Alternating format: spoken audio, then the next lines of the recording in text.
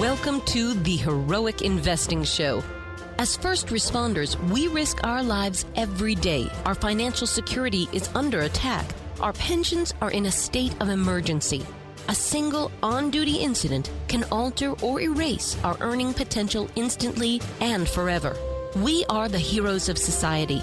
We are self-reliant and we need to take care of our own financial future.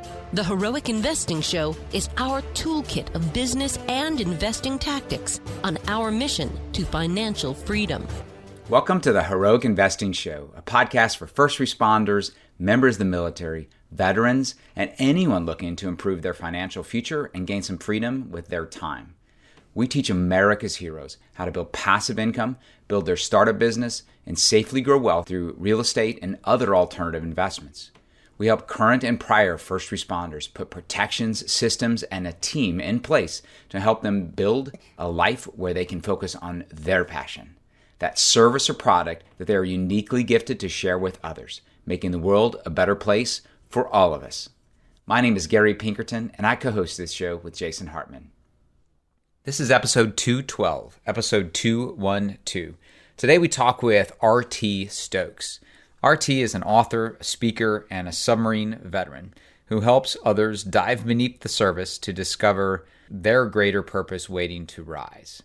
As a certified life mission coach, he takes his powerful message of pursuing a relentless rise despite the pressures of life to the public through his keynotes and working one-on-one with individuals, organizations, and companies that he'll explain during our talk. It was a really, insightful discussion about things he'd learned during his military career and how he found his purpose while he was out working in industry. After serving 8 years in the Navy Submarine Fleet, Stokes spent 3 years in small business and 10 years at GE Aviation. He supported various leadership roles in human resources and quality before he was promoted to a pretty cool position. He was the leader of a group called Inspired Learning and Process Innovation, and that's where he found his purpose. It's during his corporate career, he realized that many people were undergoing daily pressures similar to what he experienced out at sea on the USS Kentucky. He was then inspired to share his knowledge of how to operate at your highest performance level under pressure with others, and he left the corporate environment to dedicate himself full-time to reaching more people and making a difference. RT Stokes is also the founder and CEO of the company Eclipsis, and within that company, he builds digital solutions to support online learning, collaboration, and performance for corporations and entrepreneurs. And again, a process that he learned during his last years there in the Navy while he was working at a training facility. So we dig into RT's new book called The Relentless Rise, How to Break Through the Surface to Find Your True Self. So his book is available on Amazon and other places that you frequent to get your books. The other thing I wanted to point out, he offered for our audience to reach out to him, and he will connect you up with a series of videos that he's doing to explain each of the principles in his book. And it's extra material that goes beyond the original book, and he's got a bunch of, basically a workbook that comes with it, and he explains how to walk through those principles and how to apply them in your life, in your work position, on the teams that you're currently working with. This is a great conversation. Really appreciate RT's time. Always fun to have another submariner on the show here with me. I hope you really enjoy this. Well, Heroic Investors, thank you. And as always, welcome back. We have a great guest with us today. This guy chose wisely. He chose to become an awesome submariner. And we have with us today RT Stokes. RT is running I will call it a coaching, mentoring business, a business to help people operate at a higher level. He'll correct me on that. Has a very newly released book out. I bet you none of you have read it yet because it just came out. Let's hear from RT about that. And first and foremost, RT, thanks for joining us. Thank you. I appreciate you having me on the show, and I appreciate you for your service. So, RT, take us through how you ended up being a submariner, and then we'll get to what your calling is today. Sure. I initially, when I left high school, I went into college and thought I knew what I wanted to do, but I didn't feel that sense of passion, and it showed in my performance. After a while, I just started to find myself in constant conflict and turmoil because I was unhappy within. I eventually dropped out of college and decided I wanted to go into the Navy. There were so many areas of conflict that I was experiencing. What I really wanted to accomplish was that sense of honor, courage, and commitment. And on my way home from boot camp, I was struck by a driver. It was a suspect who had stolen a vehicle. I never saw it coming. I still don't remember to this day, and my life was shattered. At that point in time, I went back to the Navy to start pulling my life back together, and I still had this vision of becoming a better person, to be a person of honor, to be a person of courage and commitment. And going into the submarine just completely changed my life. It was such a great experience. The world that I had been so challenged in previously was shrunk down to the size of a small vessel. And inside of that vessel, I just learned all the different principles of operation. So the qualification process of how we would operate in a submarine, I began to apply to how I would operate in my life. And after I left the submarine, I went back to college, straight A student. I got 3 degrees while I was in the Navy, ending with my master's degree. I won awards for being one of the top instructors at the training facility, and left the Navy to pursue a career on the outside. And the outside, I spent 3 years in small business, 10 years in a corporate environment, supporting roles such as human resources, and also as a master black belt in quality assurance. And not long after that, being in the corporate environment, I realized that there were people dealing with the same types of pressures on the surface that I had dealt with in the submarine. And that's where I came up with the idea to write the book, The Relentless Rise. That's awesome. So, RT, before we went on air, we realized we had we were actually on ballistic missile nuclear submarines, the large Ohio class, together, not on the same ship, but we were each on one at the same time is what I meant to say. I was on the Michigan, you were on the Kentucky. RT, what was your position? What jobs did you have? And also just what was your rating? Sure. I was a strategic weapons supervisor. And when as a missile technician, so my rate was a missile technician. I served as the strategic weapons supervisor in the Missile Control Center. And another responsibility that I took that had a lot to deal with me writing the book was being a lay leader. So dealing with those moments of pressure, dealing with those moments of difficulty, the most difficult when we would receive a message from the Red Cross, I would be the person who would engage with the other submariners, helping them deal with the tough moments in their life, being away from shore. Wow. So often everyone's like, wow, you were on a nuclear submarine, so you had your finger on the button. I'm like, well, not exactly. Maybe I had a key once in a while. This guy, though, folks, had his finger on the button.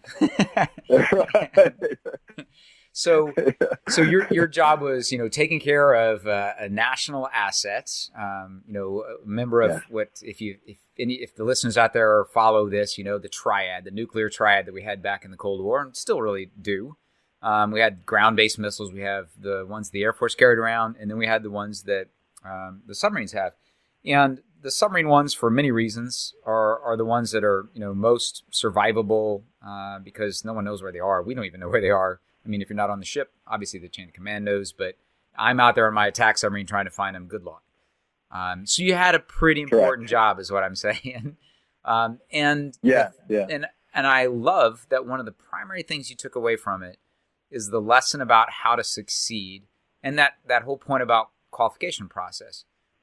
Ironically, in about a month, I'm going to go teach one of my buddy's teams. He's runs an awesome mortgage company, and those of you who are Heroic Investing listeners have probably heard his episode, and if not, you will soon because we're going to run a couple more. His name's Aaron Chapman, just a wonderful guy. But he's got a team of 6 or 8 people, and he wanted me to come out and teach them resiliency, but also qualification, redundancy, where everybody knows each other's job, the stuff right out of the Navy. But tell us, RT, what was it that you specifically took from the qualification process that has led to so much success in college and business? Sure. So I'll start off with the fact that working with strategic weapons placed me in a reliability program. It placed me in a situation where I had to be intentionally reliable. And that was something that I really didn't recognize prior to going into the Navy, that there are people who rely upon us, whether we are in the military or whether we're citizens or whoever we are. We just have people who rely upon us for a duty. So I stood up to that. I felt that obligation to have a sense of honor and be someone of that people could rely upon. The actual qualification process, I just fell in love with. If you can imagine being in an environment where there are rules and processes, and those rules and processes is that if we operate the vessel correctly, we can go into depth and survive pressures that a normal vessel wouldn't be able to withstand. So I was amazed at the technology of the submarine, and I was amazed at the performance of the submarine to be able to operate in environments, but I had to understand that this is how the periscope works. This is how the reactor works. This is how the propulsion of the submarine allows us to move forward. And just being amazed by that technology, I started to apply it to my own life. If I understand that we need a stable position, we need to come to a stop, and then we raise the periscope, and that's how we're able to understand the contacts on the surface.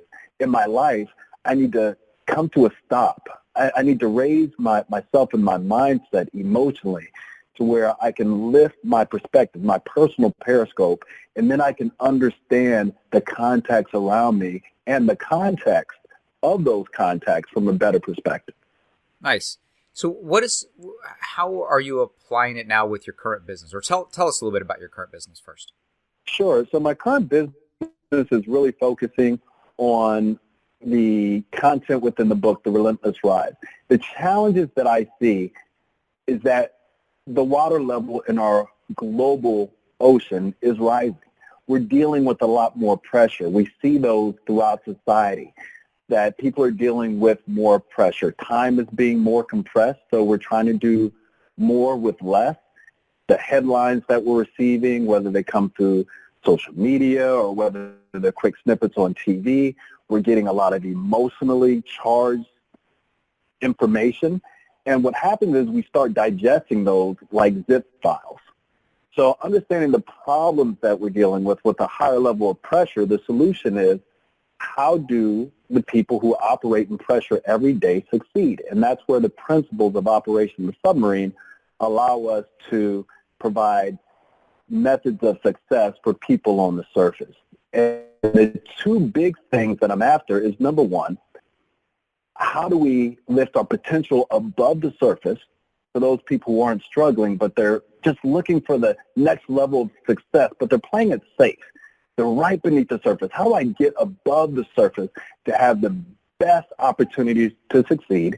And then there are those who we don't see underneath the surface who are at what I call crush depth, just dealing with problems that are crippling them from crippling them from living a life that's beneficial. And how do you approach those individuals? Or is that part of your kind of mission statement, your goal? Sure. I approach them through coaching, and I've taken the 7 principles that I've pulled from the submarine to apply to human performance behavior and provide them with maps. I provide them with procedures, as you would with the submarine, for them to be able to work to areas of success. Nice. Okay. How did you end up, your journey, leaving the submarine, leaving the military, spending, college and then time. What did you study in college? In college, I studied instructional technology. Okay. And then, so that was kind of an extension of your technical field in the military. And then you worked in business, as you mentioned, for a decade. How did the transition come to start focusing on helping other people live at a higher game, the coaching side, and writing your book?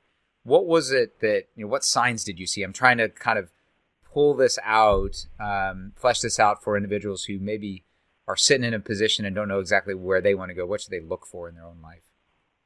Sure. So after I left the military, I had 3 years in small business. I was the Master Training Specialist Program Leader at the Trident Training Facility, and also I was finalizing my master's degree in instructional technology. There was a I guess you could say, an overall revolution in training. I'm not sure if you remember that, but there was a period of time when the Navy was transitioning a lot of the classroom training to electronic, digital, online, computer-based training. So I supported that in a small business for 3 years. And then when I went to the corporate environment, I supported human resources and also provided a lot of learning development in that area as well. As I started to get more engaged in quality assurance, I came across the topic of change acceleration. How do you apply change to a team and then allow that team to be able to iterate, allow the change to be effective, allow the change to stick, to stay in place, and a team to be successful even though they're going through a lot of changes? And the mix of being in quality and human resources led me to understand that I needed to consider writing my own book that would effectively allow people to make change in their own lives and have solutions that would stand and solutions that would continue to be viable for years to come. Okay. So you took aspects of the position you were in, and you saw which ones you were best at and the ones that you felt like there was a need for that in the business world, and people with their small businesses or even larger teams and companies. And you went after that, and you wrote a book about your approach to it. And now the book's out, and you're going to allow that to be somewhat of a calling card, be somewhat of, I guess, also maybe a resume of what you can bring to the teams. And have you, it's really new, so have you been at all down that path quite yet? I have, because of the amount of time that it took to write the book. I've been writing the book for roughly 2 years because I needed to gain my voice. The amount of time that I was in corporate, I was doing a lot of talk for the company, and it was a great role that I was in. Gary, the name of the role was the Inspired Learning Leader. Wow. So it was my job, and I felt like life had come full circle. Me being the Master Training Specialist Program Leader at Kings Bay, here I am, and now I'm in the corporate environment. I'm the Inspired Learning Leader, and my job is to help employees from an inspired standpoint understand how to innovate, how to iterate, allow change to permeate throughout the organization, to allow cultural health to improve the overall engagement of employees. And it just translated to me wanting to touch more people, even outside of the corporation. I saw a lot of things going on throughout society and just the rising pressure, and I wanted to find a way to help, and I felt like the approach to inspired learning would help externally just as it had internally within the corporation. What are some simple steps? I mean, reading the book, that's a great start. Other than that, what are some simple steps that you can share with people who are among a team, they're immersed in a team right now that is going through some change? What can you offer as just kind of big picture advice? Sure. So the book follows 7 main principles, and I translate these principles into there are principles for submarine operation that I translate into human performance behaviors. So it's position, patrol, power, propulsion, the periscope, the ping and the pulse, which is our sonar, and the last one is positive buoyancy. And I would probably say out of all those, you're really looking for a sense of positive buoyancy and resilience.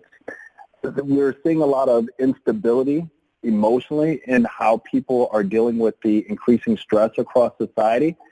So across each chapter, each one of those 7 principles, I provide 5 tactical touch points, the steps that they can take to actually implement these principles into their own lives. Okay, good.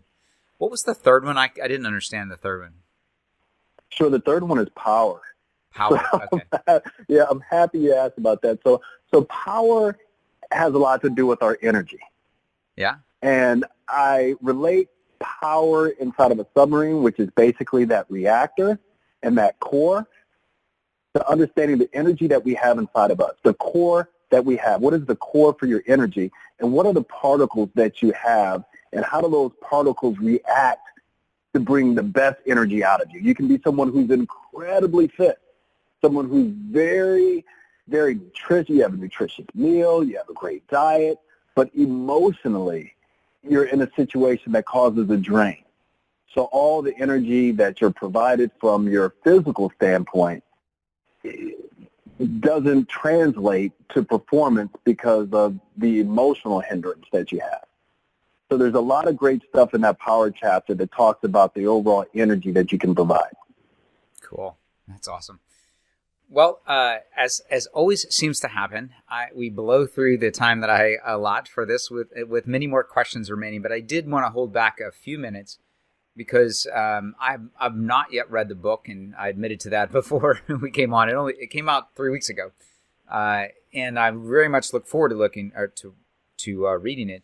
But since I haven't read it, I want to make sure there's enough time for you to talk about other things that I haven't asked, like what should I have asked, some of the strengths of the book or important points about why somebody needs to go read it or get in contact with you. Sure. One of the most important things about the book is the framework. For some time, when I went on board the submarine for the very first time and closed that hatch, I was trying to figure life out.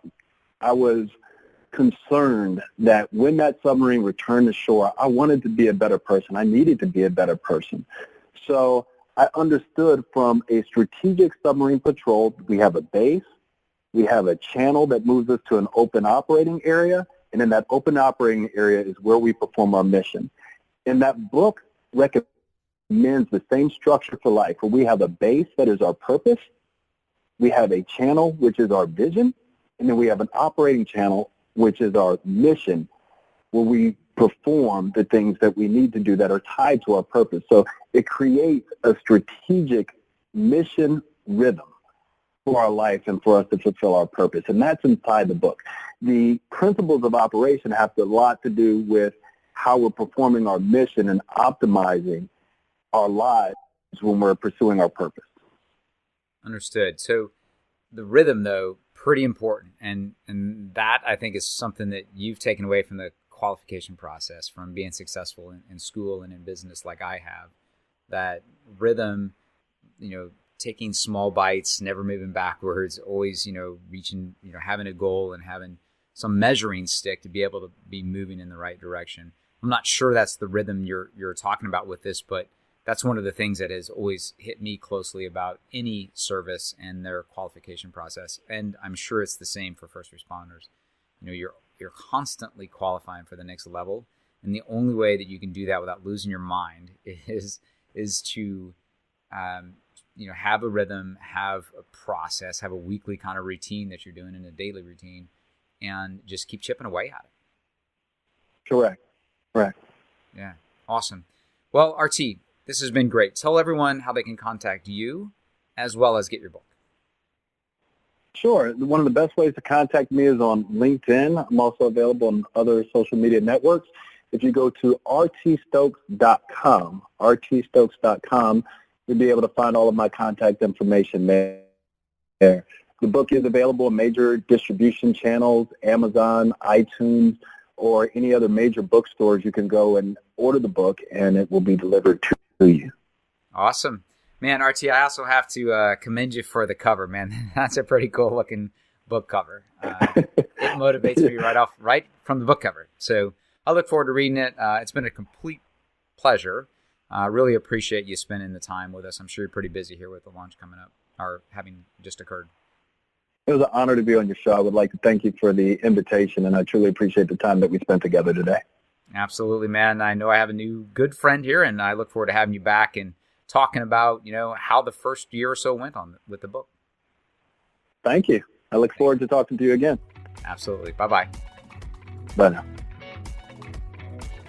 Thank you so much for listening. Please be sure to subscribe so that you don't miss any episodes. Be sure to check out the show's specific website and our general website, hartmanmedia.com, for appropriate disclaimers and terms of service. Remember that guest opinions are their own, and if you require specific legal or tax advice or advice in any other specialized area, please consult an appropriate professional. And we also very much appreciate you reviewing the show. Please go to iTunes or Stitcher Radio or whatever platform you're using and write a review for the show. We would very much appreciate that. And be sure to make it official and subscribe so you do not miss any episodes. We look forward to seeing you on the next episode.